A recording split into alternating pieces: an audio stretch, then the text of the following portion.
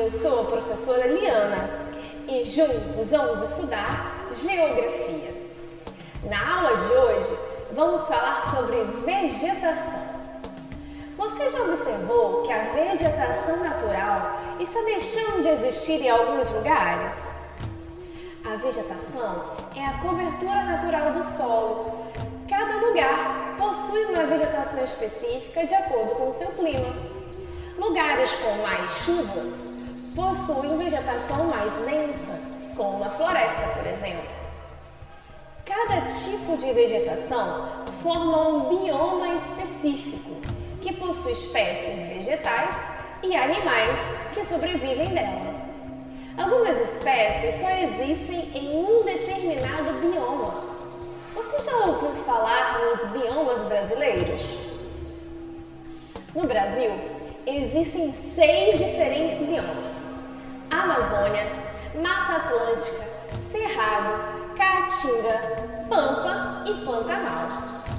Nossos biomas são importantes, não somente como recursos naturais em nosso país, mas têm destaque como ambientes de grande riqueza natural no planeta.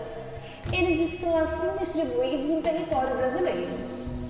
Como você pode ver, o bioma Amazônia ocupa quase a metade do nosso território, cerca de 49%. Esse bioma possui a maior floresta equatorial do mundo, com 20% de toda a disponibilidade de água do mundo, além de grandes reservas minerais. Por tudo isso, sua enorme importância para o Brasil e para o mundo.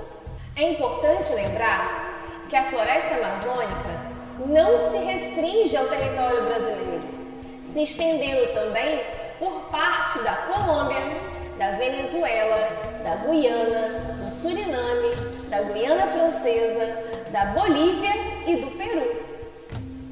O bioma Mata Atlântica ocupa aproximadamente 13% do território brasileiro, cobrindo originalmente quase todo o litoral.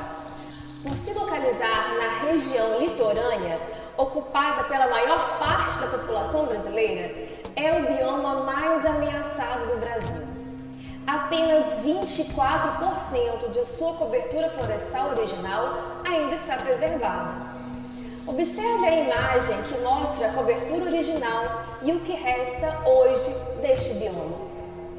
É o bioma com a maior diversidade de espécies da flora brasileira.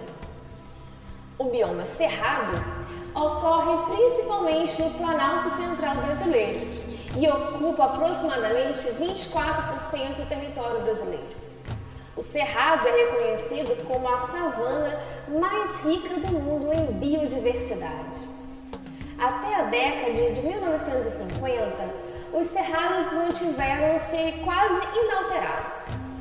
A partir da década de 1960, com a transferência da capital federal do Rio de Janeiro para Brasília e a abertura de uma nova rede rodoviária, a cobertura vegetal natural deu lugar à pecuária e à agricultura intensiva. O bioma Caatinga ocupa uma área aproximadamente 10% do território nacional. Embora esteja localizado em uma área de clima semiárido, apresenta grande variedade de paisagens, relativa à riqueza biológica e espécies que só ocorrem nesse bioma. Os tipos de vegetação do bioma Caatinga encontram-se bastante alterados, com a substituição de espécies vegetais nativas por pastagens e agricultura. O desmatamento e as queimadas são práticas comuns no preparo da terra para a agropecuária. Essa prática, além de destruir a cobertura vegetal, também prejudica a manutenção de animais silvestres, a qualidade da água e o equilíbrio do clima e do solo. Da área original ocupada por esse bioma, aproximadamente 36% já foram alterados pelo homem. O bioma Pampa ocupa aproximadamente 2% do território nacional. É caracterizado pelo clima chuvoso, sem período seco, mas com temperaturas negativas no inverno, que influenciam a vegetação. Em toda a área de abrangência do bioma Pampa, a atividade humana propiciou uma uniformização da cobertura vegetal, que de um modo geral é usada como pastagem natural ou ocupada com atividades agrícolas, principalmente o cultivo do arroz. Lembrando que o bioma Pampa abrange áreas do território da Argentina e do Uruguai também. O bioma Pantanal ocupa aproximadamente 2% do território nacional. Entretanto, este bioma é reconhecido como a maior planície de inundação contínua do planeta Terra, o que constitui o principal fator para sua formação e diferenciação em relação aos demais biomas. O bioma Pantanal tem sido ameaçado pela criação de gado e a expansão do agronegócio, além das queimadas descontroladas. Como nós vimos, todos os biomas brasileiros estão sofrendo alterações por causa da ação humana, que age descontroladamente, sem medir as consequências para todos nós. Observe as notícias sobre os biomas brasileiros. Essa destruição revela a falta de conhecimento sobre a importância desses biomas para a nossa sobrevivência e são muitas vezes incentivadas pela vontade de ganhar mais dinheiro.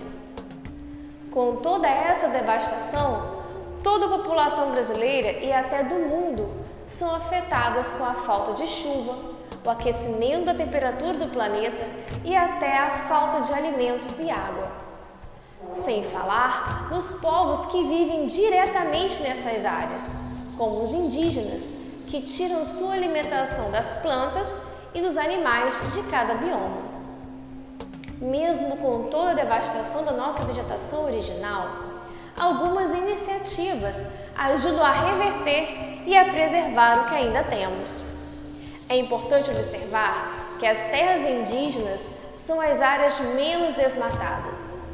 Isso ocorre porque os indígenas vivem da terra e sabem a importância de manter o meio ambiente em equilíbrio para a sua sobrevivência. Observe o mapa. As áreas em verde claro são as terras indígenas. Como pode ver, são as áreas em que não temos registros de desmatamento da floresta amazônica entre os anos de 2008 e 2020. Também percebemos que essas áreas onde os indígenas vivem estão cercadas por partes desmatadas, revelando a pressão das atividades econômicas sobre as terras indígenas. A sobrevivência da vegetação nativa não está relacionada apenas à sobrevivência dos seres humanos, mas também dos animais e das plantas. Todos fazemos parte de um único sistema chamado planeta Terra. E estamos conectados. Portanto, se destruímos qualquer ser vivo, estamos afetando a vida no planeta como um todo.